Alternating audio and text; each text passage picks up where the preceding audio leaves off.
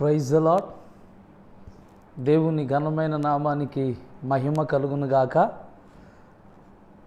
మరొక మారు ఈ రీతిగా దేవుని వాక్యాన్ని ధ్యానించుకోవడానికి ప్రభు మనకందరికి అనుగ్రహించిన ఆయన కృపా బాహుళ్యాన్ని బట్టి దేవాది దేవునికి మహిమ ఘనత ప్రభావములు కలుగునుగాక. మంచిది ప్రియులరా,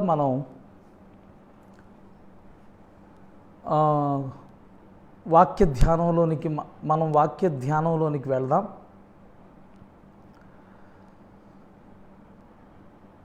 మనం గడిచిన వాక్య ధ్యానంలో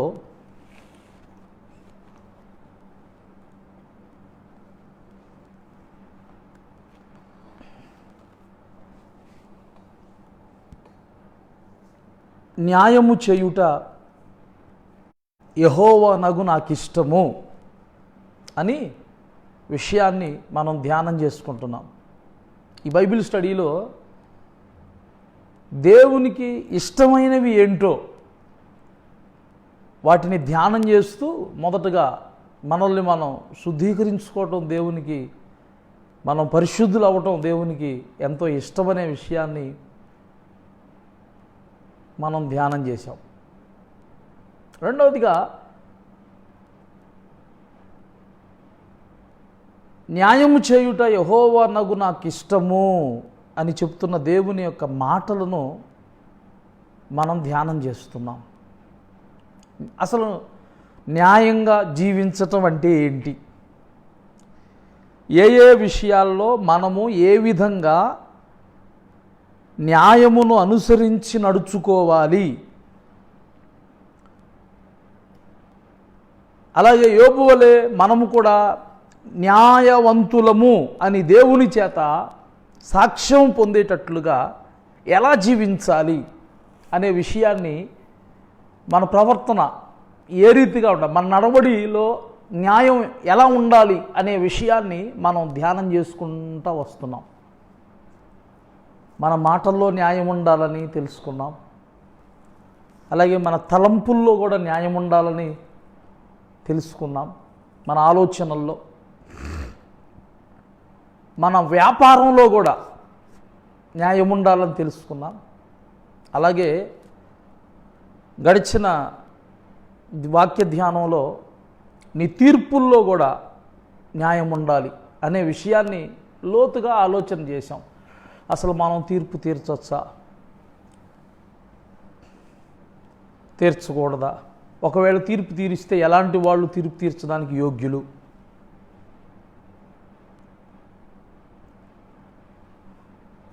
ఈ విషయాలన్నీ కూడా మనం ధ్యానం చేశాం. ఆ తీర్పుల్లో న్యాయం ఉండాలని, పక్షపాతం ఉండకూడదని, అభిమానం ఉండకూడదని, ఇలాగ రకరకాల విషయాలు మనం ధ్యానం చేశాం. మంచిది. ఈరోజు మరొక విషయాన్ని కూడా, అంటే దేవుని ఎదుట నీ నడవడిలో, నీ ప్రవర్తనలో న్యాయం కనపరచబడేటట్లుగా నువ్వు జీవించాలంటే మరొక విషయంలో కూడా మనం న్యాయవంతులుగా కనబడాలి దేవునికి. ఆ విషయం ఏంటంటే, నీ ఉద్యోగంలో లేదా నీ విధులలో నీవు న్యాయమును కనపరచవలసిన వాడవుగా ఉన్నావు. యెషయా గ్రంథము 10వ అధ్యాయము 2వ వాక్య భాగాన్ని మనం చూద్దాం. యెషయా గ్రంథము 10వ అధ్యాయము 2వ వాక్య భాగాన్ని మనం చదువుదాం. బైబిల్ ఉన్న వాళ్ళందరూ బైబిల్ తెరిచి యెషయా గ్రంథంలోకి రండి. యెషయా గ్రంథము 10వ అధ్యాయము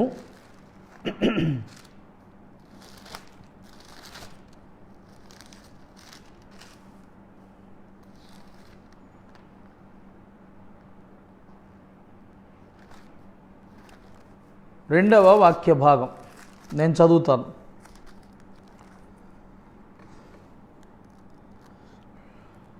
1-2 వచనాలు. విధవరాండ్రు తమకు దోపుడు సొమ్ముగా ఉండవలెననియు తల్లిదండ్రులు లేని వారిని కొల్లపెట్టుకొనవలెననియు కోరి న్యాయ విమర్శ జరిగింపకుండా దరిద్రులను తొలగించుటకును నా ప్రజలలోని బీదల న్యాయమును తప్పించుటకును అన్యాయపు విధులను విధించు వారికిని బాధకరమైన శాసనములు వ్రాయించు వారికిని శ్రమ. ఇక్కడ అంటున్నాడు, నా ప్రజలలోని బీదల న్యాయమును తప్పించుటకును, న్యాయ విమర్శ అసలు జరగకుండా చేయటం, వీటన్నిటి కొరకు అన్యాయపు విధులను విధించు వారికి, బాధాకరమైన శాసనములు వ్రాయించు వారికి శ్రమ. ఈ వాక్యాన్ని మనం ఆలోచన చేస్తే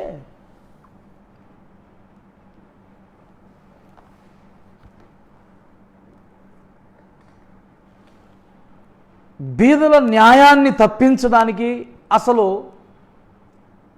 న్యాయ విమర్శ జరగకుండా చేయాలని ఆలోచన చేసి,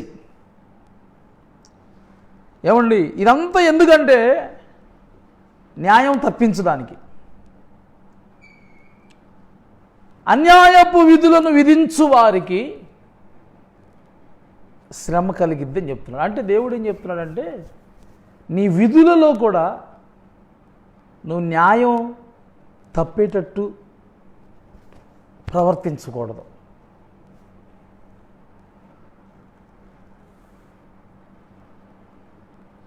అన్యాయపు విధులు విధించకూడదు, న్యాయము విమర్శ జరగకుండా దాన్ని తప్పించడానికి కూడా ప్రయత్నం చేయకూడదు. దీనిలో రెండు భాగాలు ఉన్నాయి. ఒకటి, అసలు న్యాయ విమర్శ అనేదే జరగకుండా దాన్ని తప్పించేసేద్దామని చూడటం. రెండోది,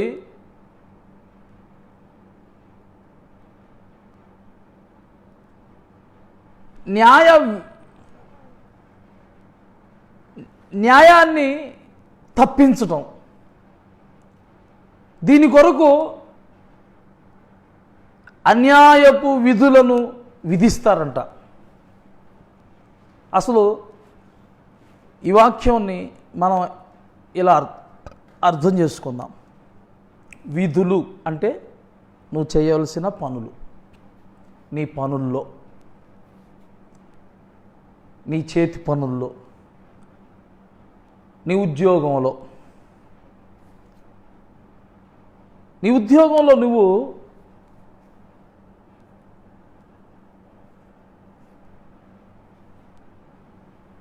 న్యాయాన్ని అనుసరించవలసిన వాడివిగా ఉన్నావు.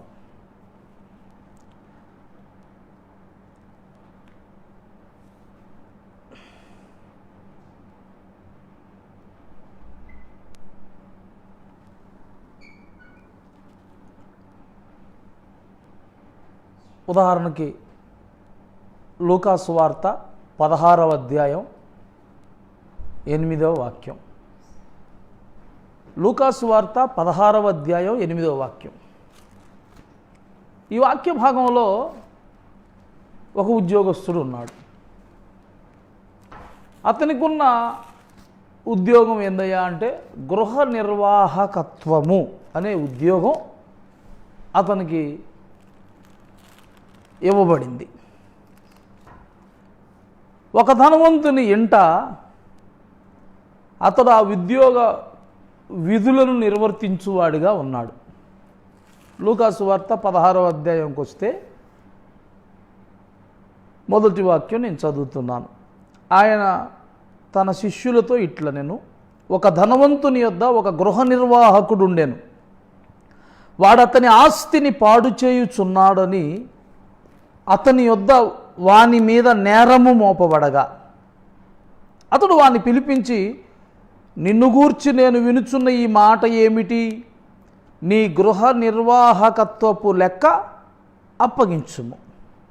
నీవు ఇక మీదట గృహ నిర్వాహకుడు అయి ఉండవల్ల కాదని వానితో చెప్పాను. ఆ గృహ నిర్వాహకుడు తనలో తాను, నా యజమానుడు ఈ గృహ నిర్వాహకత్వపు పనిలో నుండి నన్ను తీసివేయును గనుక ఏమి చేతును? త్రవ్వలేను, భిక్షమెత్త సిగ్గుపడుచున్నాను.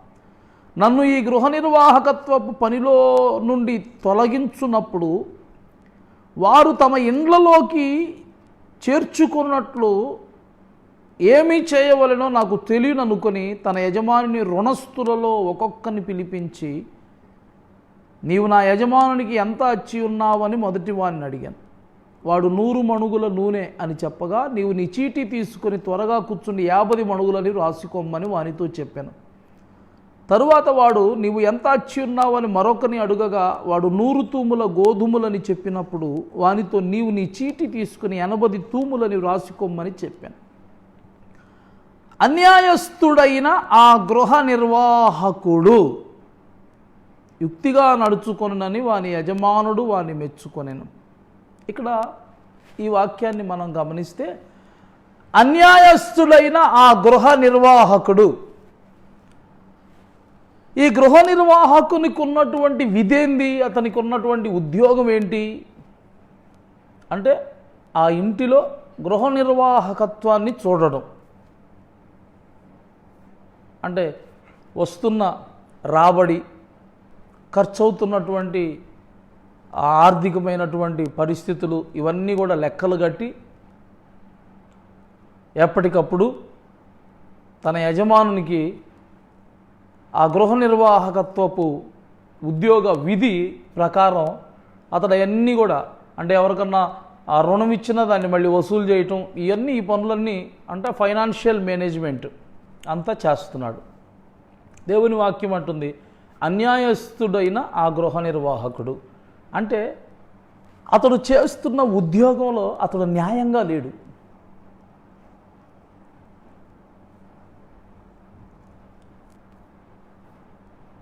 అతడు తన ఇంటి యజమాని విషయంలో, యజమానికి సంబంధించినటువంటి గృహ నిర్వాహకత్వపు లెక్కల విషయంలో అతడు అన్యాయస్థుడుగా ఉన్నాడని దేవుని వాక్యం చెప్తుంది.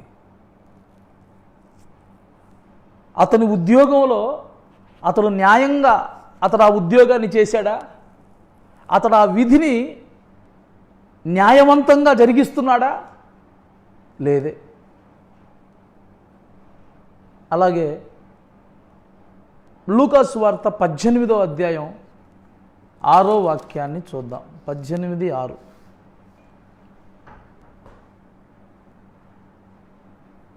ఇక్కడ ప్రభు అయిన యేసుక్రీస్తు వారు ఒక ఉపమానాన్ని బోధిస్తూ,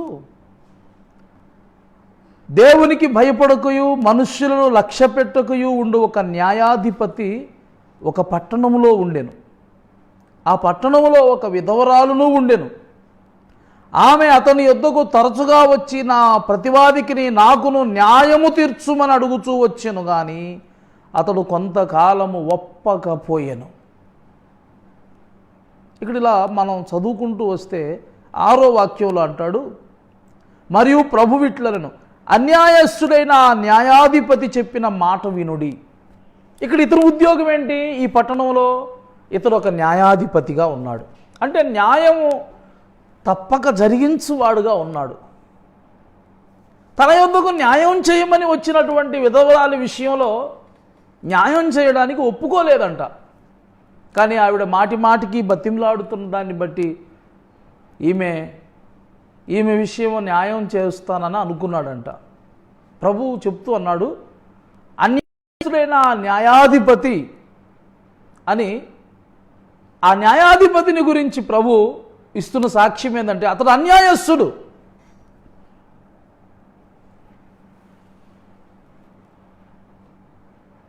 అంటే అతడు తన ఉద్యోగంలో న్యాయంగా ఉద్యోగం చేశాడా? న్యాయం చేయగలిగే శక్తి అతనికి ఉంది. కానీ ఆమెకు న్యాయం చేయడానికి అతడు ఎంతకీ ఒప్పకపోయాడంట.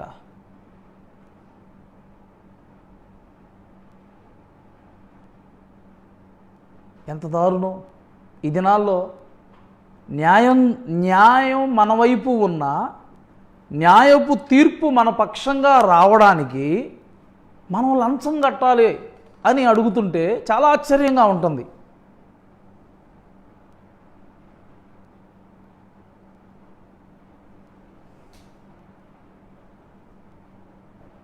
న్యాయం నీ పక్షంగా ఉన్నా, న్యాయం నీ వైపు ఉన్నా సరే తీర్పు న్యాయంగా రావడానికి డబ్బులు పెట్టి కొనుక్కోవాల్సిన పరిస్థితి వచ్చింది. అంటే ఎంత దారుణంగా ఈ లోకంలో న్యాయం అనేది తప్పిపోతుందో చూడండి. ఇతడు న్యాయాధిపతి, కానీ ఇతడు తన ఉద్యోగంలో న్యాయం చేస్తున్నాడా? లేదు. అందుకే యెషయా గ్రంథం 10వ అధ్యాయంలో అంటాడు,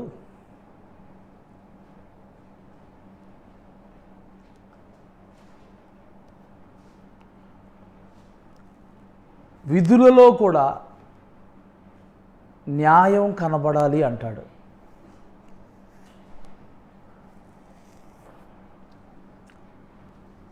పంతొమ్మిదో అధ్యాయం 8వ వాక్యాన్ని చూద్దాం. ఇదే లూకాసు వార్త 19వ అధ్యాయం 8వ వాక్యాన్ని చూద్దాం.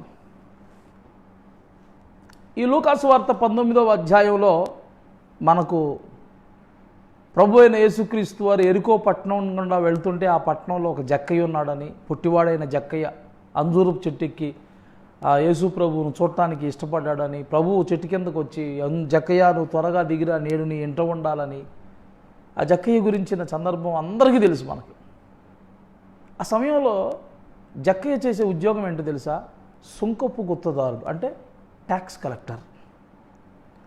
కానీ ఇతనికి రక్షణ వచ్చినప్పుడు, ఇతన్ని ఇంటిలోకి ప్రభు అడుగుపెట్టినప్పుడు అతనిలో కలిగినటువంటి మార్పు ఎలా వచ్చిందనే విషయాన్ని మనం చూద్దాం. 8వ వాక్యంలో అక్కడ 19:8 నేను చదువుతున్నాను. జక్కయ్య నిలువబడి, ఇదిగో ప్రభువా, నా ఆస్తిలో సగము బీదలకిచ్చుచున్నాను.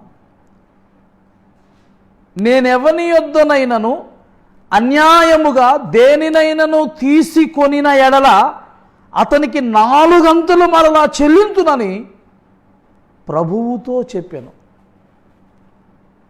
అందుకు యేసు, ఇతడును అబ్రహాము కుమారుడే, ఎందుకనగా నేడు ఈ ఇంటికి రక్షణ వచ్చి ఉన్నది. రక్షణ వచ్చి ఉన్నది. ప్రభు చెప్పిన మాట. ప్రభు ఆ ఇంట్లో అడుగుపెట్టి నేడు నీ ఇంట ఉండవలసి ఉన్నదని చెప్పి జక్కయ్య ఇంట్లోకి వెళ్ళి అక్కడ బస చేశాడంట. జక్కయ్య వాళ్ళందరికీ కూడా అక్కడ ఏర్పాటు చేశాడు ఆయన ఉండటానికి. అప్పుడు జక్కయ్యలో కలిగిన మార్పు ఏంటంటే,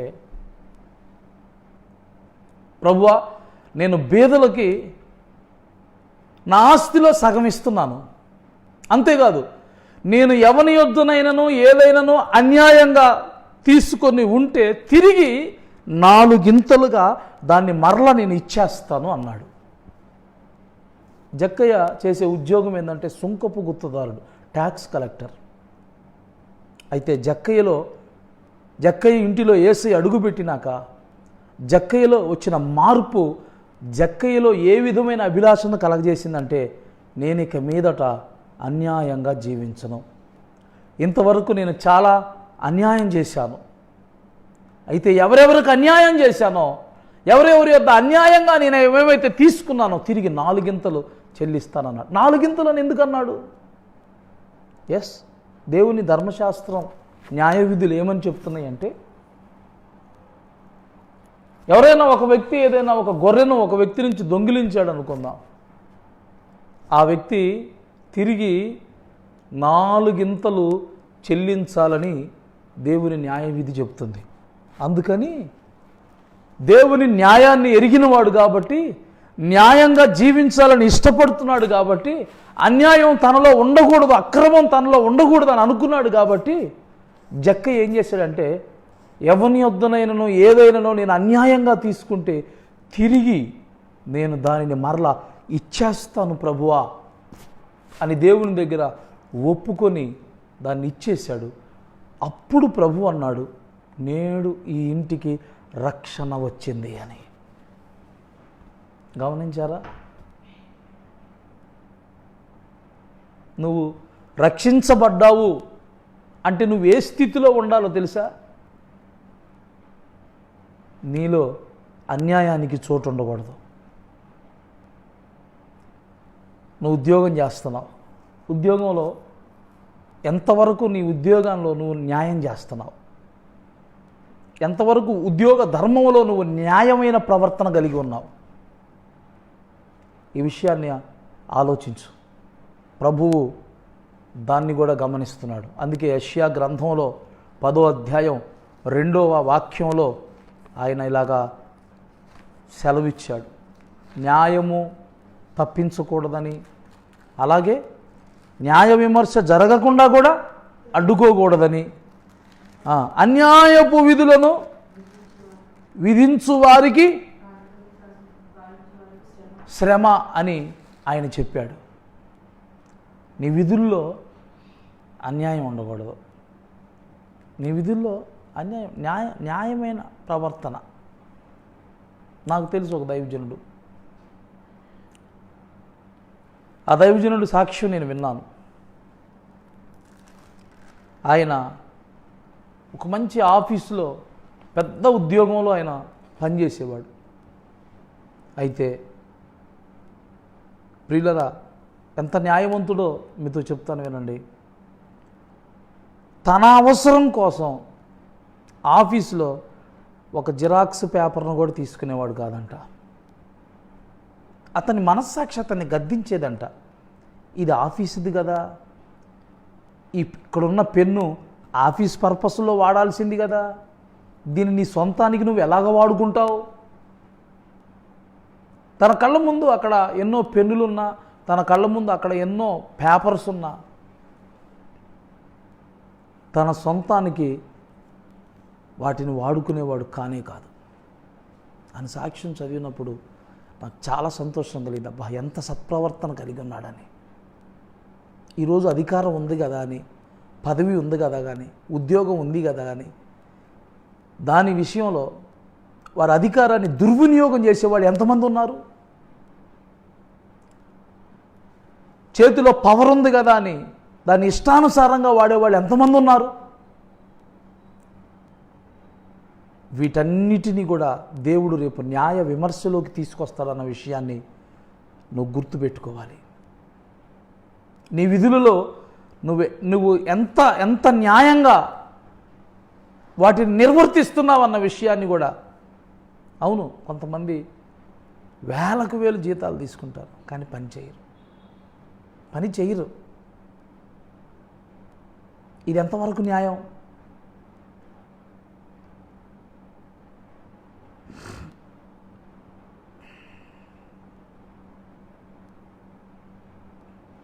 కొంతమంది గవర్నమెంట్ ద్వారా వేల జీతాలు సంపాదించే ఉద్యోగం ఉన్నప్పటికీ కూడా వాళ్ళు చేస్తున్న పనికి గవర్నమెంట్ జీతం ఇస్తున్నప్పటికీ కూడా లంచం ఇవ్వనిదే ఒక ఫైల్ మీద కూడా సంతకం చేయరు. ఇది ఎంతవరకు వాళ్ళ ఉద్యోగ ధర్మాన్ని వాళ్ళు న్యాయంగా నిర్వర్తిస్తున్నట్లు?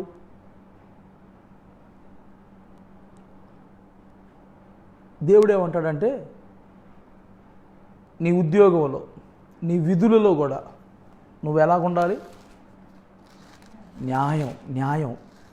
న్యాయంగా నువ్వు వాటిని నిర్వర్తించాలి. అది ప్రభు మన యొద్ద నుండి కోరుకుంటున్నాడు. రెండోది, అన్యాయపు విధులు విధించు వారికి శ్రమ అన్నాడు. అంటే నువ్వు న్యాయంగా ఉండాలి. రెండోది, నీ క్రింద ఉన్న పనిచేసే వాళ్ళ విషయంలో అన్యాయపు విధులు విధించకూడదు. చూడండి, కొంతమంది ఆఫీసర్లు ఉన్నారనుకో, పెద్దోళ్ళు ఆఫీసర్స్ ఉన్నారనుకో, వాళ్ళ మధ్య జరిగే సిచ్యువేషన్ నేను చెప్తున్నాను.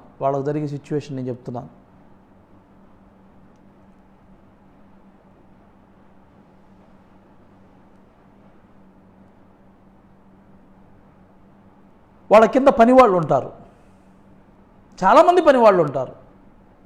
అయితే పనివాళ్ళందరినీ వారికి విధులు అప్పగించేటప్పుడు సమానమైన దృక్పథంతోనే పనులు అప్పగిస్తున్నారా, లేక తెలిసిన వాడని వాడినేమో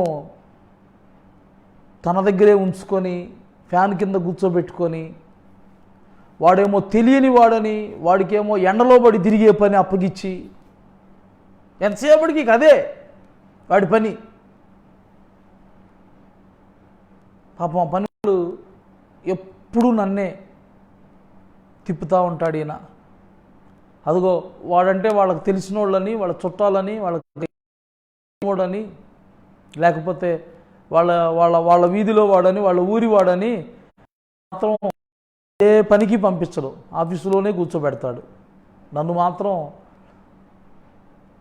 కష్టమైన పనులన్నిటికీ నన్నే పంపిస్తాడు అని బాధపడేవాళ్ళు ఎంతమంది లేరు? ఎందుకు అలా జరుగుతుంది? ఆ యజమాని తన కింద ఉన్న పనివారందరినీ సమాన దృష్టితో, న్యాయ దృష్టితోనే చూశాడా? లేదే.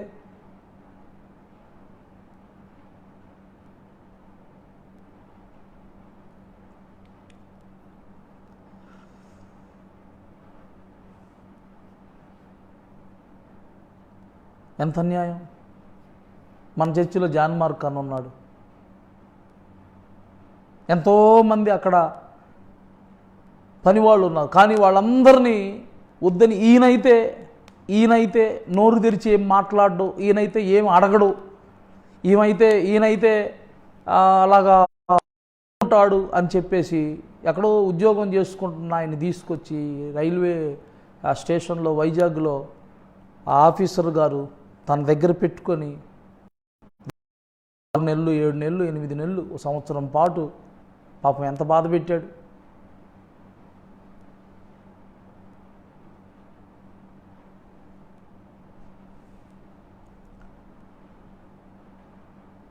అంటే అన్యాయపు విధులను విధించువారు అంటే అందరినీ సమానమైన దృక్పథంతో కాకుండా పక్షపాత బుద్ధితో కొంతమందికి మాత్రమే కష్టమైన పనులు అప్పగించి, వాళ్ళకి తెలిసిన వాళ్ళకి చాలా సులువైన పనులు మాత్రమే ఇచ్చి ఇలా చేసేవాళ్ళు వాళ్ళ ఉద్యోగ విధులలో అన్యాయపు విధులను విధించువారని అర్థం. కాబట్టి న్యాయంగా నీ విధిని నిర్వర్తించాలి అంటే అందరినీ సమానమైన దృష్టితోనే నువ్వు చూడగలిగినప్పుడే,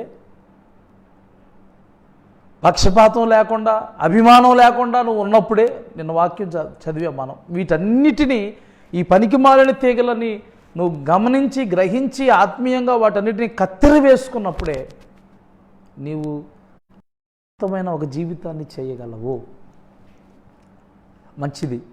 మన ఉద్యోగ విషయంలో, విధుల విషయంలో మనం న్యాయాన్ని అనుసరించవలసిన వారిగా ఉన్నామని తెలుసుకున్నాం కదా. ఇప్పుడు మరొక విషయాన్ని కూడా నేను మీ ముందు పెడతాను. మలాకి గ్రంథం 2వ అధ్యాయం 14వ వాక్యం. మలాకి గ్రంథం 2వ అధ్యాయం 14వ వాక్యం. ఇప్పుడు మరొక విషయం ఏంటంటే, నువ్వు న్యాయంగా నడుచుకొనవలసిన విషయం ఇక్కడ రాశాడు. మలాకి గ్రంథం, నీ కుటుంబ విషయంలో నీవు న్యాయవంతుడుగా ఉండాలి. కుటుంబం చూడండి, ఇక్కడ మలాకి గ్రంథం 2వ అధ్యాయం 14వ వాక్యం. యవన కాలమందు నీవు పెండ్లి చేసుకుని అన్యాయముగా విసర్జించిన నీ భార్య పక్షమున యెహోవా సాక్షి ఆయను. అది నీకు తోటిదై నీవు చేసిన నిబంధనకు పాత్రురాలు గదా. నీ పెండ్లి భార్య గదా. కొంచెముగానైనను దైవాత్మ నొందిన వారిలో ఎవరునో ఇలాగూనా చేయలేదు. ఇక్కడ అంటున్నాడు, యవన కాలమందు నీవు పెండ్లి చేసుకొని అన్యాయముగా విసర్జించిన నీ భార్య పక్షమున యెహోవా సాక్షి ఆయన. అన్యాయంగా విసర్జించిన నీ భార్య, యవన కాలంలో నువ్వు పెండ్లి చేసుకున్నావు, కొంతకాలం తర్వాత ఏం చేసావంటే ఆమెను విసర్జించావు. నీవు పెండ్లి చేసుకొని అన్యాయముగా విసర్జించావు. అంటే ఇక్కడ అన్యాయముగా తన భార్య విషయంలో అన్యాయం చేసిన వాళ్ళని గురించి దేవుడు మాట్లాడుతున్నాడు. భార్యను విడనాడటం అనేది దేవుని దృష్టిలో అన్యాయం.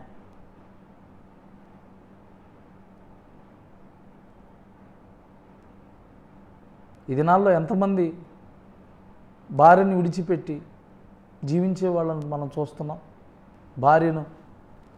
భార్యకు అన్యాయం చేసిన వాళ్ళని చూస్తున్నాం. నీ కుటుంబం విషయంలో నీ ప్రవర్తన దేవుని ఎదుట న్యాయమైనదిగా కనబడాలి. నీ భార్య విషయంలోనే కాదు, నీ పిల్లల విషయంలో కూడా, నీ తల్లిదండ్రుల బాధ్యతల విషయంలో కూడా నువ్వు ఎలా ఉండాలంటే న్యాయవంతుడివిగానే ఉండాలి.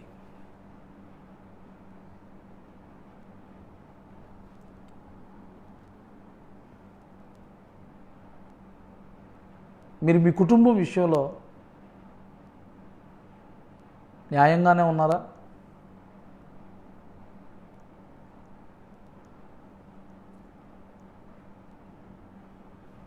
మీ పిల్లల విషయంలో, మీ భర్త విషయంలో, భార్య విషయంలో నీవు న్యాయవంతుడువుగా ఉన్నావా?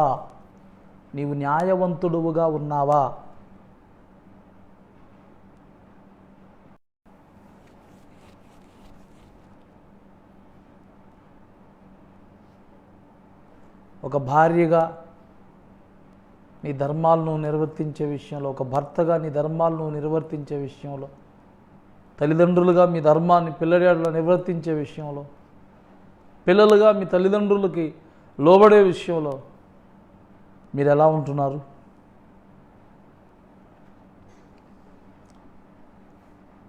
దేవుని వాక్యంలో దేవుడు అంటున్నాడు, నీ కుటుంబ విషయంలో కూడా నీవు న్యాయమైన ప్రవర్తన కలిగి ఉన్నావా లేదా అనేది ఆయన యోబు అన్నాడు. దేవుడు తన న్యాయమైన త్రాసులో నన్ను తూచునుగాక అన్నాడు ఆయన.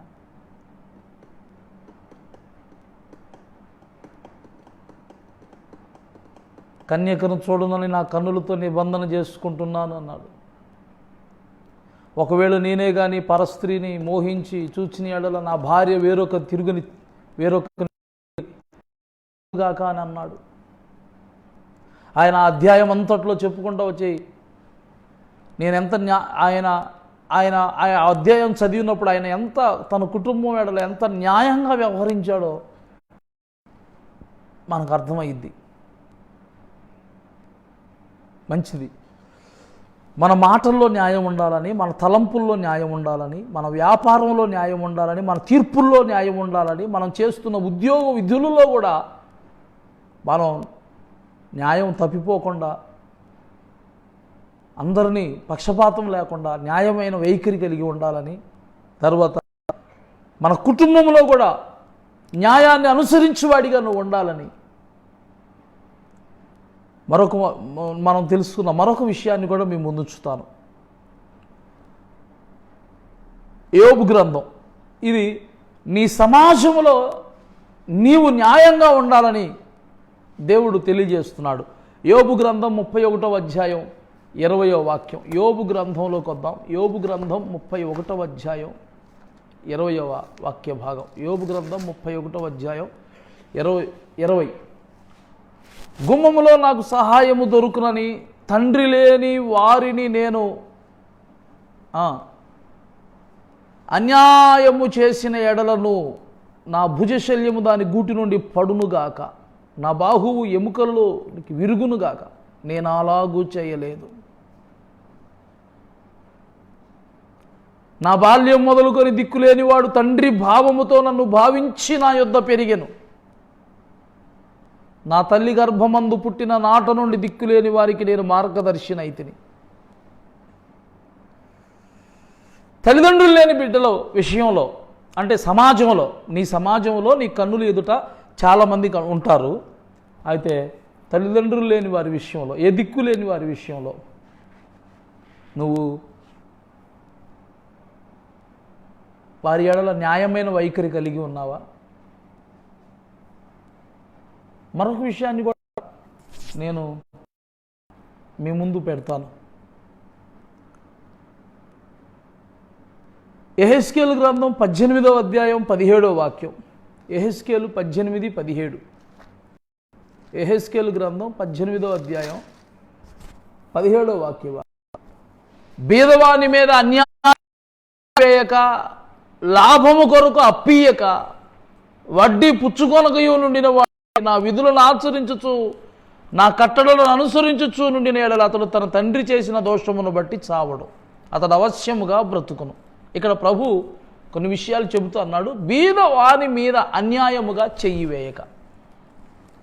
సమాజంలో ఉన్న బీదవారు, నీకంటే బలం లేనివారు, నీకంటే ధనం లేనివారు, నీ అంత బలం లేనివారు, నీ అంత ధనం లేనివారు, నీ అంత పదవి లేనివారు, నీ అంత పరపతి లేనివారు, నిజమే వాళ్ళ స్థితి చాలా దయనీయం.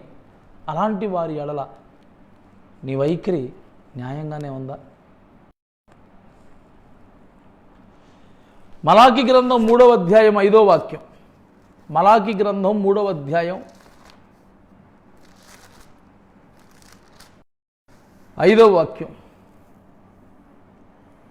తీర్పు తీర్చుటకై నేను మీ యొద్దకు రాగా చిల్లంగి వాండ్రం మీదను, వ్యభిచారుల మీదను, అప్రమాణికుల మీదను నాకు భయపడక వారి కూలి విషయంలో కూలివారిని, విధవరాండ్రను, తండ్రి లేని వారిని బాధ పెట్టి పరదేశులకు అన్యాయము చేయు వారి మీదను. ఇక్కడ అన్నాడు పరదేశులు.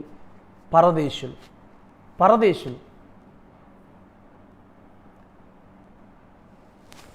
పరదేశులు పరదేశులకు అన్యాయం. మనం చదువుతూ లేని వారికి అన్యాయం, బేదలకు అన్యాయం, పరదేశులకు వీళ్ళందరూ నువ్వు ఏ లొకాలిటీ, ఏ సమాజంలో ఉన్నావో ఆ సమాజంలో వీళ్ళు కూడా ఒక భాగం ఉంటారు.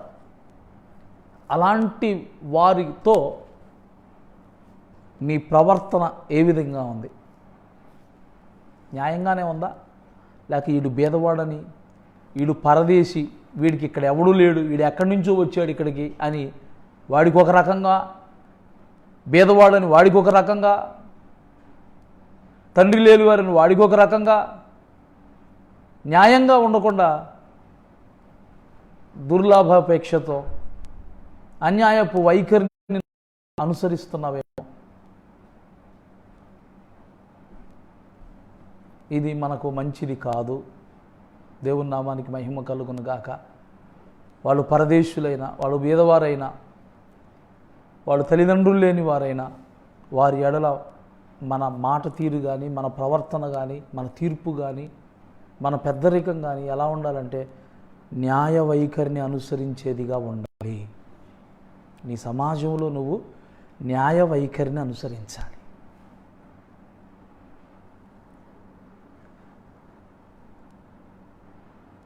ఆఖరుగా మరొక విషయాన్ని చెప్పాలనుకుంటున్నాను.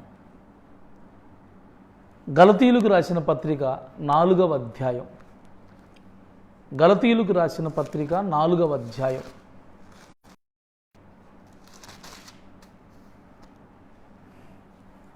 ఇది చాలా ప్రాముఖ్యమైన విషయం.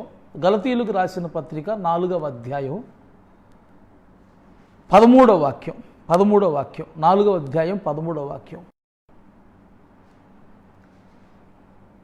గలతీయులకు రాసిన పత్రిక 4వ అధ్యాయం 13వ వాక్య భాగాన్ని చదువుతాను, చూడండి. మీరు నాకు అన్యాయము చేయలేదు, మొదటిసారి శరీర దౌర్బల్యం కలిగినను నేను సువార్త మీకు ప్రకటించి తినని మీరు ఎరుగుదురు. అప్పుడు నా శరీరంలో మీకు శోధనగా ఉండిన దానిని బట్టి నన్ను మీరు తృణీకరింపలేదు, నిరాకరింపనైనను లేదు. కానీ దేవుని దూత వలెను క్రీస్తు యేసును వలెను నన్ను అంగీకరించితిరి. మీరు చెప్పుకొనిన ఈ ధన్యత ఏమైనది? దేవుని బిడ్డలు తెలుసుకోవాలి ఈ విషయాన్ని.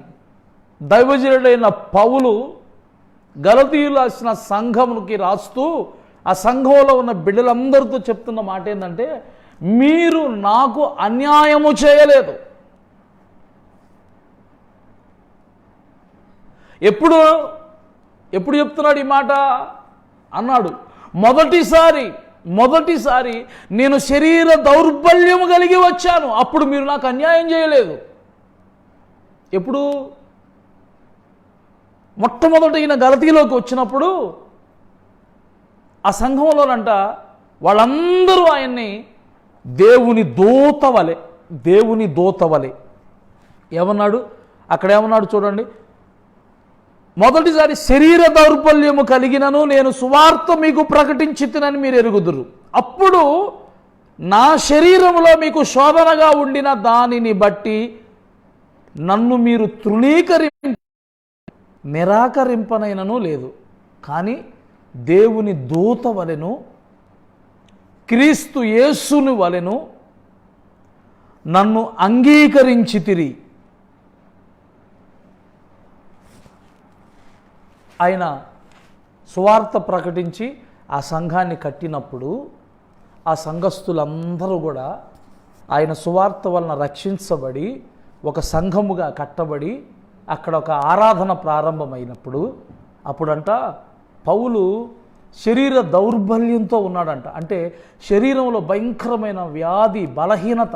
మనకు తెలుసు అపొస్తలుడైన పౌలు ముమ్మారు దేవుని సన్నిధిలో, అయ్యా ఈ బలహీనత నుంచి నన్ను విడిపించమని దేవుణ్ణి వేడుకున్నట్టుగా మనం చూస్తున్నాం పరిశుద్ధ గ్రంథంలో. నా కృప నీకు చాలు, నీ బలహీనత యందు నా శక్తి సంపూర్ణమయ్యిద్ది అనే విషయాన్ని దేవుడు అతనితో మాట్లాడిన విషయాన్ని కూడా మనకు తెలుసు. దాన్ని బట్టి పౌలు యొక్క శరీరంలో సాతాను యొక్క ముళ్ళుగా ఒక బలహీనత, ఒక రోగము, ఒక వ్యాధి, ఒక భయంకరమైన బాధ అతనికి ఉన్నదని తెలుసు. అది ఎంత భయంకరమైందంటే దాన్ని వర్ణిస్తూ పౌలు అన్నాడు, నా శరీర దౌర్బల్యము అన్నాడు. అంటే చిన్న చితకది కాదు, చిన్న కడుపు నొప్పో తలనొప్పో ఇలాంటిది కాదు, భయంకరమైన వ్యాధి. కొంతమంది పెద్దలు బైబిల్ పండితులు ఏమంటారంటే, కొంతమంది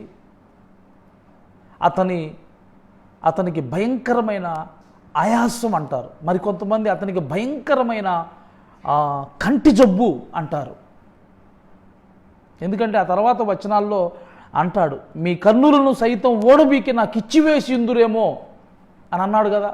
ఆ మాటను పట్టుకొని కొంతమంది ఆలోచన, కొంతమంది పెద్దల యొక్క తలంపు ఏంటంటే భయంకరమైన ఆ కళ్ళ జబ్బు ఒకటి ఆ పౌలుకి వచ్చింది. ఆ కళ్ళు భయంకరంగా సూదుల్లాగా ఆయన లోపల పొడుస్తున్నట్టుగా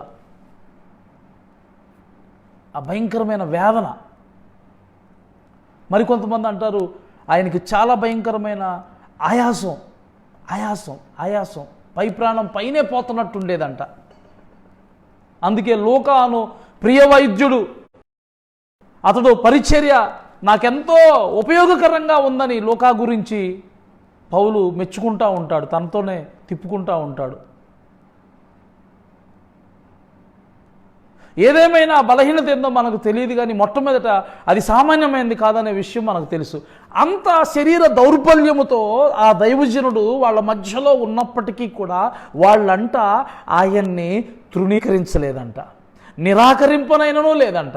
కానీ ఎలా చూసుకున్నారంట? దేవుని దూత వలె చూసుకున్నారంట. ఇంకా ఏమంటాడు? క్రీస్తు యేసు వలె నన్ను అంగీకరించారు అన్నాడు. నిజంగా వాళ్ళ ప్రవర్తన గురించి ఆ దినాలలో ఆయన చెప్తున్న అభిప్రాయం ఏంటంటే, అప్పుడు మీరు నన్ను అన్యాయం చేయలేదు అన్నాడు. అంటూ కిందేమని రాశాడు తెలుసా? మీరు చెప్పుకొనిన ధన్యత ఏమైంది? అంటే ఒక దైవ సేవకుడిని ఇంత దూతలాగా, అతనిలో శరీర దౌర్బల్యం కలిగిన, బలహీనత కలిగిన, వ్యాధి కలిగిన అతన్ని వదిలిపెట్టకుండా, తృణీకరించకుండా అతన్ని మీరంతా గౌరవించి గణపరిచి అతన్ని అన్నీ చూసుకున్నారే, అతన్ని పోషించారే, అతని అవసరతలన్నీ తీర్చారే, మరి ఇప్పుడు మీ ధన్యత ఏమైపోయింది అని అడుగుతున్నాడు. అప్పుడు నాకు అన్యాయం చేయలేదంటూ ఇప్పుడు ఏమైంది మీకు ఆ ధన్యత? అప్పుడున్నటువంటి ఆ ధన్యత ఇప్పుడు ఏమైపోయింది అంటే ఇప్పుడు ఆ సంఘం ఏమైంది? ఆ దైవజనుడి ఎడల నిర్లక్ష్యం చూపుతుంది, నిరాకరిస్తుంది, తృణీకరిస్తుంది. నీవు నీ ఎడల ఎలాగున్నావు? న్యాయంగా వ్యవహరిస్తున్నావా? ఎస్.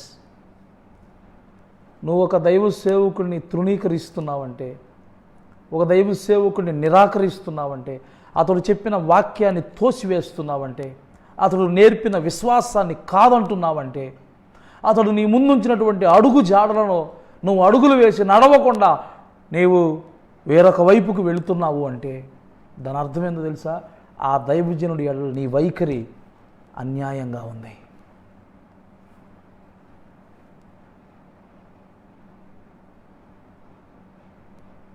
పౌలు అన్నాడు, మొదటిసారి నేను మీ మధ్యకు వచ్చినప్పుడు మీరు నాకు ఏ అన్యాయం చేయలేదు. నిజంగా న్యాయంగా అంటే మీరు ఎలా ఉండాలో అలాగున్నారు. ఎలాగున్నారు వాళ్ళు? ఆ దైవ సేవకుడిని దైవజనుడిగా, దేవుని దూతలాగా భావించారు. ఇప్పుడు ఆ భావం ఏమైంది? ఒకప్పుడు దైవజనుడు అంటే దేవుని దూత అని చెప్పుకునే నీవు, అని భావించిన నీవు, ఇప్పుడు అదే దైవజనుడి విషయంలో అల్పమైన ఆలోచనలు ఎందుకు కలిగి ఉన్నావు? ఒకప్పుడు దైవజనుడి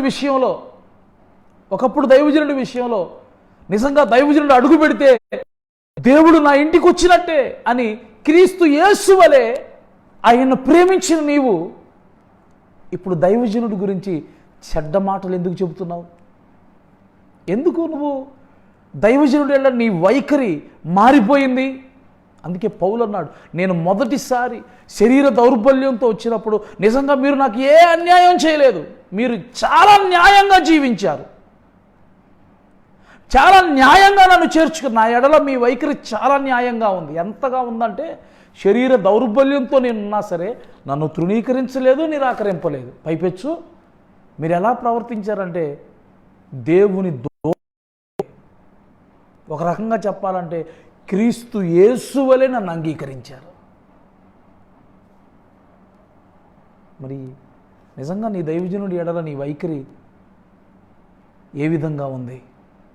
ఆయన ఎడల నువ్వు న్యాయమైన వైఖరే కలిగి ఉన్నావా, లేక గలతీ సంఘం కానీ మొదట న్యాయమైన వైఖరి ప్రదర్శించి ఆ తర్వాత ఆ ధన్యతను పోగొట్టుకున్నట్టుగా ఆ వైఖరిని పోగొట్టుకొని నీ దైవజనుడికి నువ్వు అన్యాయమైన వైఖరిని అనుసరిస్తున్నావా? దైవజనుడి ఎడల ఎలా ఉంది నీకు?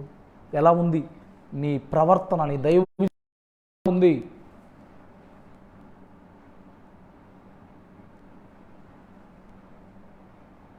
వాళ్ళంట శక్యమైతే, మొదట వాళ్ళు న్యాయంగా ఉన్నారు అనుకున్నప్పుడు శక్యమైతే వాళ్ళు ఎలాగున్నారో తెలుసా? శక్యమైతే మా కన్నులు కూడా ఊడదీసి ఇచ్చేద్దుము అన్నట్టుగా ఉన్నారంట. వాళ్ళ కళ్ళను కూడా పీకి, ఒకవేళ దైవజనుడి కోసం వాళ్ళ కళ్ళను కూడా పెరికి దైవజనుడికి ఇచ్చేద్దామా అన్నంతగా వాళ్ళు దైవజనుడికి ఉన్నారంట. ఇదినో ఒకప్పుడు దేవుని మందిరానికి వచ్చి ప్రార్థన చేయించుకొని దైవ సేవకుడికి కానుక ఇవ్వకపోతే నీకు నిద్రపట్టేది కాదు. నీ సంపాదనలో దశంభాగాన్ని తెచ్చి దేవుని మందిరంలో పెట్టకపోతే, దైవజనుడికి ఇవ్వకపోతే నీ మనస్సు నిమ్మలంగా ఉండేది కాదు. ఈ లాక్డౌన్ పీరియడ్లో దేవుని మందిరానికి రాలేని పరిస్థితి ఏర్పడింది కదా. ఎంతమంది తమ దశమ భాగాన్ని దేవుని మందిరానికి తెచ్చేస్తున్నారు, దేవుని సేవకుడికి తెచ్చేస్తున్నారు. వాళ్ళు అన్నారు, ఒకప్పుడంట న్యాయమైన వైఖరిని కలిగి ఉన్నప్పుడు వాళ్ళు ఎలాగంటే శక్యమైతే వారి కన్నులను కూడా పీకి ఇచ్చేయడానికి ఇష్టపడ్డారంట. ఎంత త్యాగం! దైవజనుడి కోసం ఎంతటి త్యాగమైనా చేయడానికి ముందుకొచ్చిన వాళ్ళు కొంతకాలం తర్వాత వాళ్ళ వైఖరిలో మార్పు కలిగి అసలు దైవజనుడు అంటే ఏంటో, దైవజనుడిని అర్థం చేసుకోకుండా దైవజనుడిని నిర్లక్ష్యం చేసి, అందుకే పౌలు అంటాడు, మీ ధన్యత ఏమైపోయింది, మీ ధన్యత ఏమైంది. ప్రాణమే ఒకప్పుడు దైవజనుడి కోసం పెడదామన్నంత ఆసక్తి మీకు ఉంది కదా, ఇప్పుడు ఏమైపోయింది?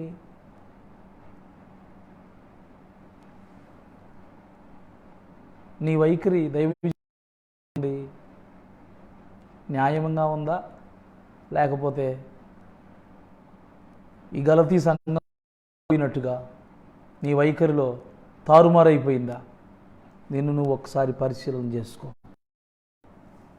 అంతేకాదు ప్రియులరా, దైవజనుల ఎడలనే కాదు, నీ సంఘం ఎడల కూడా నువ్వు న్యాయవంతుడిగా ఉండాలి.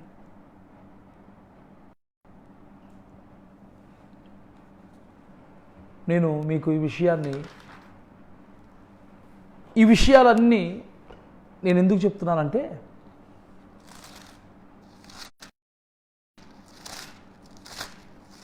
మీకు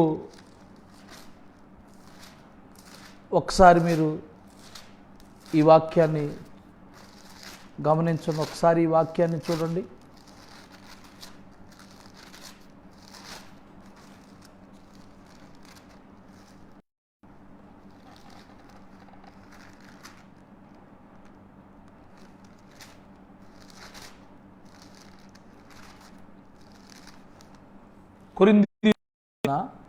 కొరింథీయులకు రాసిన మొదటి పత్రిక 6వ అధ్యాయం 9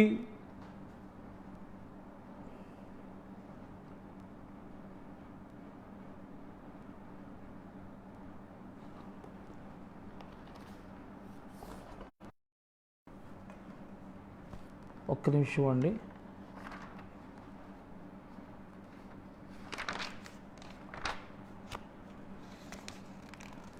చదవండి 6, 9 మీరు చూసినట్లయితే, అన్యాయస్తులు దేవుని రాజ్యమునకు వారసులు కానేరరని మీకు తెలియదా?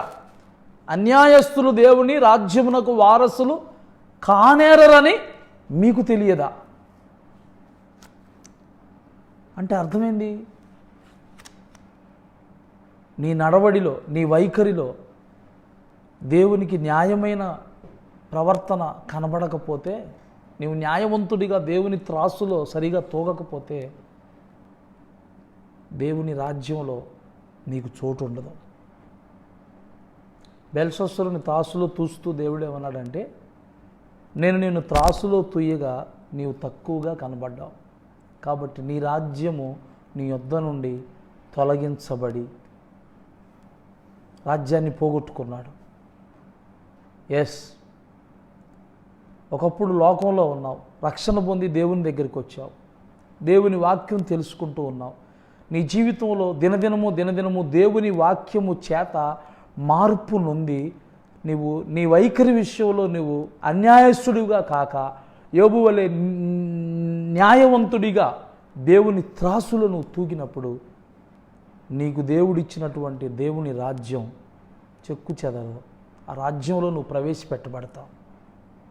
లేదు, నీ వైఖరిలో నీవు అన్యాయం కలిగి ఉంటే అన్యాయస్తులకు దేవుడు తన రాజ్యాన్ని ఇవ్వడానికి ఇష్టపడలేదు. అన్యాయస్తులు దేవుని రాజ్యమునకు వారసులు కానేరని మీకు తెలియదా అని రాశాడు. అంతేకాదు మరొక చోట అంటాడు, అన్యాయము చేయువానికి వాడు చేసిన అన్యాయము కొలదియే వాడికి మరలా తిరిగి లభించిద్ది అని చెప్పి అక్కడ రాసి ఉన్నాడు. ఒక్క నిమిషం, నేను ఆ రెఫరెన్స్ ఎక్కడుందో మీకు చూపిస్తాను. అన్యాయము చేసిన వానికి వాడు చేసిన అన్యాయము కొలదియే తిరిగి వానికి లభించును.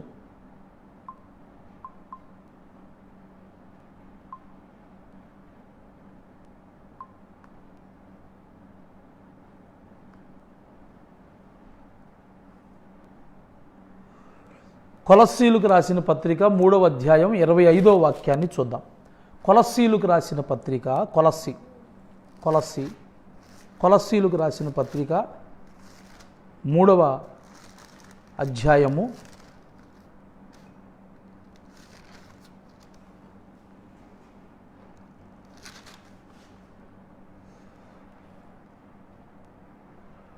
25వ వాక్య భాగాన్ని మనం చదివినట్లయితే అక్కడ రాసి ఉంటుంది, అన్యాయము చేసిన వానికి తాను చేసిన అన్యాయము కొలది మరలా లభించును. అన్యాయము చేసిన వానికి తాను చేసిన అన్యాయము కొలది మరలా లభించును, పక్షపాతం ఉండదు. దేవుడు న్యాయం విధించేటప్పుడు పక్షపాతం ఉండదంట ఆయనకి. ఈరోజు ఎవరైతే అన్యాయం చేస్తున్నారో వాళ్ళకి రేపు దేవుడు న్యాయం చేసినప్పుడు దేవుని యొక్క న్యాయపీఠం, మనం దేవుని వాక్యం చెప్తుంది. మీరు చూడండి ఈ వాక్యాన్ని, మనం ఒక్కసారి మీకు ఇది హెచ్చరికగా నేను ఈ మాట చూపిస్తాను. మనమందరమును క్రీస్తు న్యాయపీఠం ఎదుట నిలవవలసిన వారమై ఉన్నాము.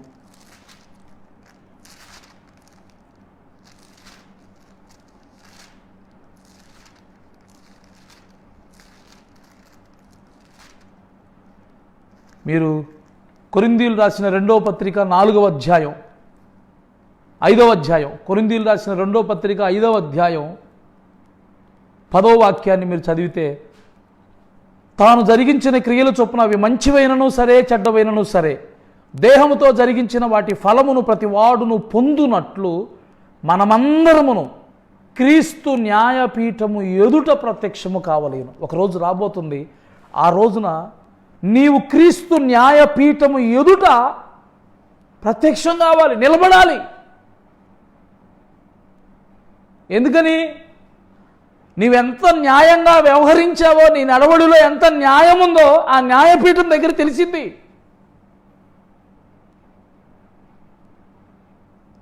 నీ దేహంతో జరిగించిన మంచి పనులే కానీ చెడ్డ పనులే కానీ ప్రతిదీ కూడా అక్కడ తీసుకురాబడి అక్కడ విమర్శించబడుతుంది.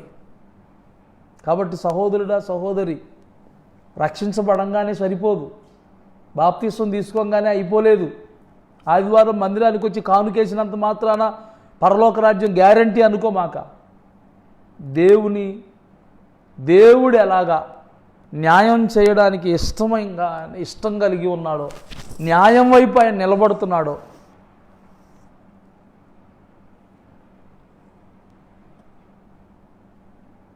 ఏమండి, పాపానికి వచ్చు జీతం మరణము అని దేవుడే రాయించాడు.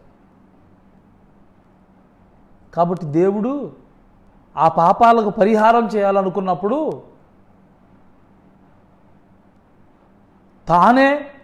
తాను రాసినటువంటి న్యాయ విధులకు లోబడి మరణించవలసి వచ్చింది.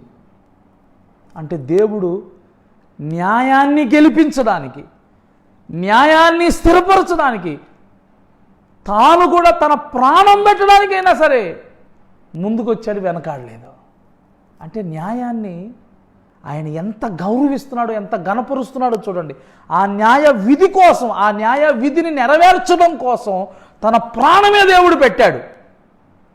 అంటే దేవుని దృష్టిలో న్యాయం ఎంత ఘనమైనదిగా, ఎంత విలువైనదిగా ఉన్నదో మనం అర్థం చేసుకోవాలి.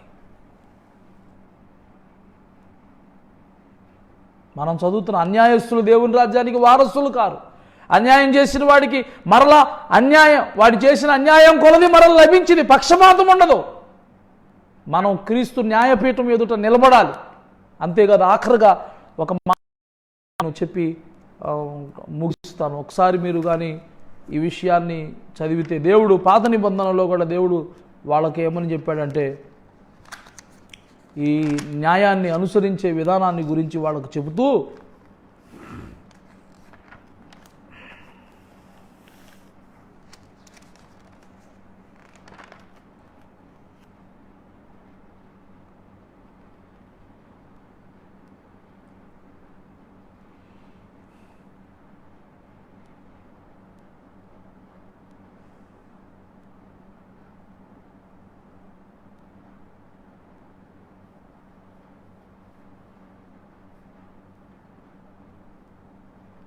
ద్వితీయోపదేశకాండం 16వ అధ్యాయం 20వ వాక్యంలో ప్రభు ఇలాగన్నాడు. 16వ అధ్యాయము 20వ వాక్యం దయచేసి గమనించండి. ద్వితీయోపదేశకాండము 16వ అధ్యాయము 20వ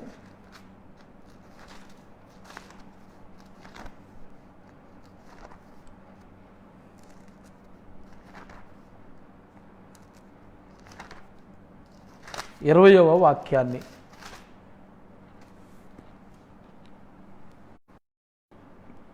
నేను చదువుతున్నాను. నీవు జీవించి నీ దేవుడైన యెహోవా నీకిచ్చుచున్న దేశమును స్వాధీనపరచుకొనున్నట్లు కేవలము న్యాయమునే అనుసరించి నడుచుకొనవలెను. మరొకసారి చదువుతాను. నీవు జీవించి నీ దేవుడైన యెహోవా నీకిచ్చుచున్న దేశమును స్వాధీనపరచుకొనున్నట్లు కేవలము న్యాయమునే అనుసరించి నడుచుకొనవలెను. కేవలం న్యాయాన్ని అనుసరించి నడుచుకోమని దేవుడు ఇక్కడ చెప్తున్నాడు. ఎందుకని ఇక్కడ అంటున్నాడు, నీ దేవుడైన యెహోవా నీకిచ్చుచున్న దేశం స్వాధీనపరచుకొనున్నట్లు. అంటే ఇశ్రాయేలీయులు అరణ్య యాత్రలో ఉన్నప్పుడు వాళ్ళకి కనాను దేశాన్ని వాగ్దానంగా దేవుడు దయచేశాడు, వాగ్దాన భూమిగా. ఆ మీరు స్వతంత్రించుకోవాలంటే మీరు ఇప్పుడు కనానికి వెళ్ళే యాత్రలో ఉన్నారు కదా, జీవితంలో మీరు ఎలాగుండాలయ్యా అంటే కేవలము న్యాయమునే అనుసరించి నడుచుకోవాలి. అలాగైతేనే మీరు కనానును స్వాధీనపరుచుకొనగలరు అన్నాడు. ఇప్పుడు మనం ఆత్మీయ ఇశ్రాయేలీయులు. ఆనాటి ఇశ్రాయేలీయులు ఐగుప్తు నుండి కనాను దేశానికి యాత్ర చేసినట్లుగానే ఈనాడు మనం ఈ భూలోకంలో నుండి యాత్ర చేసే యాత్రికులము పరదేశులంగా ఉన్నాం. మనం దేవుడు మనకు వాగ్దానం చేశాడు, పరలోక రాజ్యాన్ని ఇస్తానని. ఇశ్రాయేలుకు కనాను దేశాన్ని వాగ్దానం చేసినట్లుగా ఆ వాగ్దానాన్ని నువ్వు నెరవేర్చుకునే దిశలో ప్రయాణం చేస్తున్నావు. నీవు ప్రవర్తన కలిగి ఉండాలంటే కేవలము న్యాయమునే అనుసరించి నడుచుకోవాలి. దేవునికి స్తోత్రం కలుగు. అలాగైతేనే నీవు ఆ కనాను దేశాన్ని స్వతంత్రించుకోగలవు. ఇప్పుడు చెప్పండి, అన్యాయాన్ని అనుసరించే వాళ్ళు ఎవరైనా దేవుని రాజ్యాన్ని స్వతంత్రించుకుంటారా? అందుకే పౌలు అన్నాడు ఆ మాట, అన్యాయస్తులు దేవుని రాజ్యమునకు వారసులు కానేరని మీకు తెలియదా?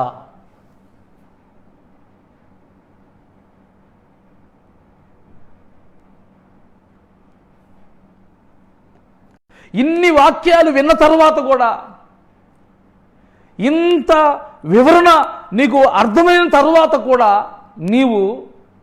నేను ఇంకా అన్యాయంగానే బతుకుతారంటే, ప్రకటన గ్రంథంలో చివరి అధ్యాయంలో దేవుడు ఏమంటున్నాడో ఆ మాట నేను ముగిస్తాను. చూడండి, ఆ మాట చెప్పి నేను ముగిస్తాను. ఏమంటాడంటే ప్రకటన గ్రంథం చివరి అధ్యాయం, అన్యాయం చేయువాడిని ఇంకనూ అన్యాయమే చేయనిమ్ము.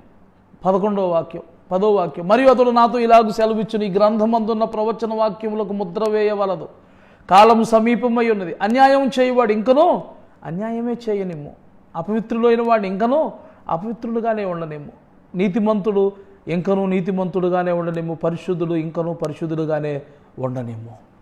ఇంత విన్న తర్వాత కూడా నా బ్రతుకులో నేను ఇక మీదట అన్యాయం చేయను, అన్యాయంగా ప్రవర్తించనని తీర్మానానికి రాకుండా నేను ఇలాగే ఉంటాను, నేను ఇలాగే బతుకుతానంటే నీ కర్మ. దేవుడు కూడా అలాగే చెబుతున్నాడు, అలా బతుకుతాం అనుకున్నాడు అలాగే వదిలేయండి. కానీ దేవుని విద్యుక్త ధర్మంగా మంచేదో చెడేదో దైవ సేవకుల ద్వారా చెప్పిస్తున్నాడు, తెలియపరుస్తున్నాడు. మంచిని చేపట్టి జీవంలోనికి రావడం నీ పని. లేదు నేను అలా చేయను అనుకుంటే నీ ఇష్టం. మనందరము క్రీస్తు న్యాయపీఠం ఎదుట నిలబడాలి. దేహంతో చేసిన మంచిదైనా కానీ చెడ్డదైనా కానీ ప్రతిదాని విషయమై అక్కడ విమర్శ జరిగిద్ది. ప్రియమైన సహోదరుడా, సహోదరి, ఈ విషయాలన్నీ మనం ఎందుకు చెప్పుకుంటూ వస్తున్నామంటే, దేవునికి ఇష్టమైనవి ఏంటి? ఒకటి, మనం పవిత్రంగా ఉండడం. రెండవది, మనం మొదటిది మనం పవిత్రపరచబడటం, మనం శుద్ధి నొందడం. దేవుడు కోరుకుంటున్న విషయం, ఇష్టపడుతున్న విషయం. నువ్వు ఇష్టపడుతున్నావా? రెండోది, న్యాయము చేయుట యెహోవానకు నాకు ఇష్టము.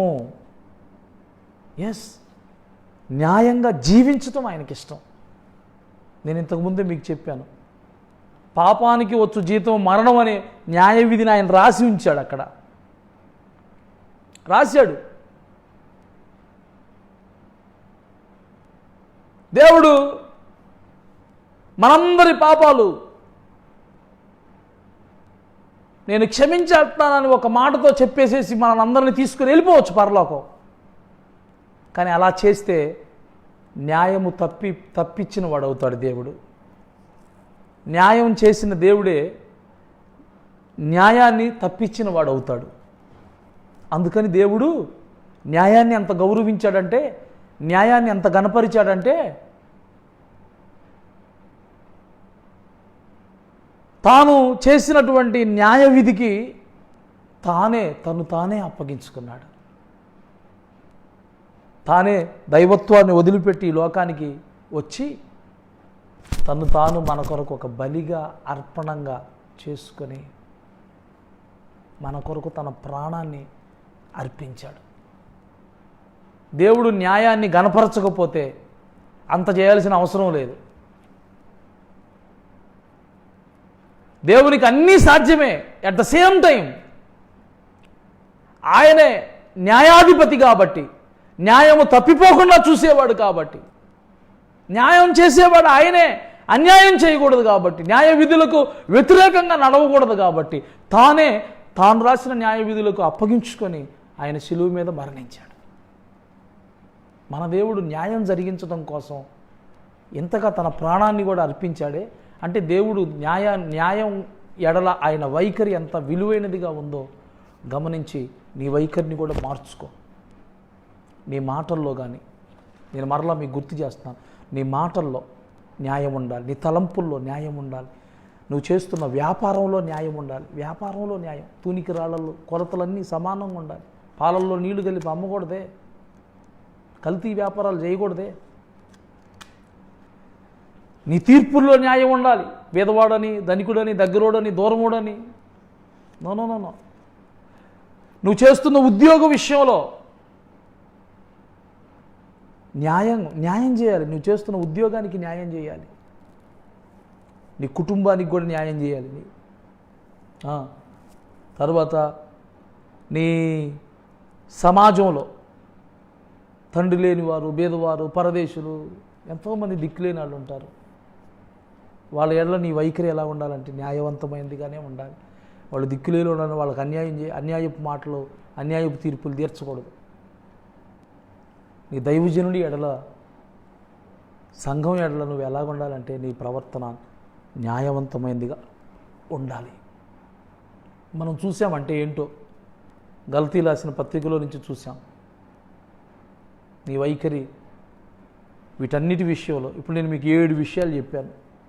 ఈ 7 విషయాల్లో నీ నడవడిలో దేవునికి న్యాయం కనబడేటట్లుగా, దేవుడు నిన్ను త్రాసులో తూసినప్పుడు నువ్వు తేలిపోయేవాడివిగాక సరితూగగలిగేవాడివిగా, యోబు వలె నిజంగా ఇతడు న్యాయవంతుడు అనే సాక్ష్యము దేవుని యొద్ద నుండి పొందుకునేటట్లుగా ప్రభువు నీ నడవడిలో మార్పును కలగజేసి, న్యాయమును ప్రేమించి, న్యాయమును జరిగించి, న్యాయ వైఖరితో నీ జీవితంలో నువ్వు కనబడేటట్లుగా ప్రభువు నిన్ను ఆశీర్వదించునుగాక.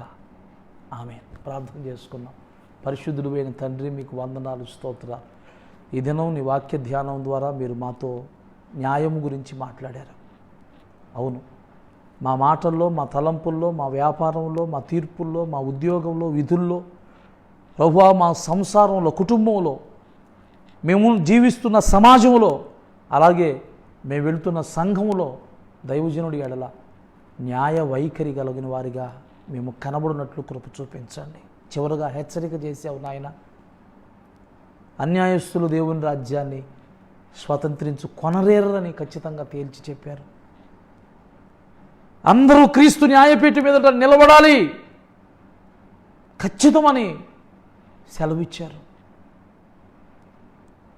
మా పితరులు కనానును స్వతంత్రించుకోవాలి అంటే వారు కేవలం న్యాయమును అనుసరించి నడుచువారై ఉండవలనని వారికి బోధ చేసిన దేవుడు నాయన.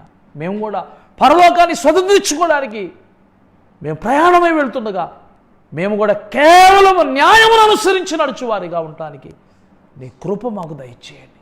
చెప్పబడిన ఈ విషయాలన్నిటిలో ఏ ఏ విషయాల్లో మేము ఏ విధంగా న్యాయమును అనుసరించి నడుచుకోవాలో బహు తేటగా ప్రభువా వాక్యముల నుండి మీరు మాతో మాట్లాడారు.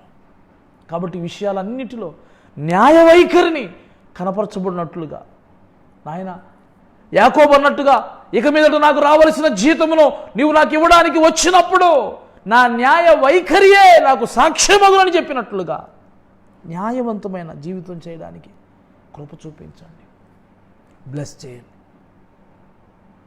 యేసుక్రీస్తు అతి పరిశుద్ధ నామములో ప్రార్థించి స్తుతించి వేడుకొనుచున్నాము తండ్రి. ఆమేన్, ఆమేన్. మంచిది. మీ అందరికీ ప్రభు పేరిట నా వందనాలు, శుభములు. ప్రభు చిత్తమైతే మరలా రేపటి దినమందు 7:30 నుంచి 8 మధ్యలో మళ్ళీ లైవ్ కార్యక్రమం ఉంటుంది. దానిలో పాలు పంపులు పొందుదాం. ప్రభు మిమ్మల్ని దీవించుగాక. ఆమేన్. మరి ఈ కార్యక్రమాలు ప్రతిరోజు ఫేస్బుక్లో ఎలీషా ముప్ప పేరులో ఫేస్బుక్లో వస్తాయి. అలాగే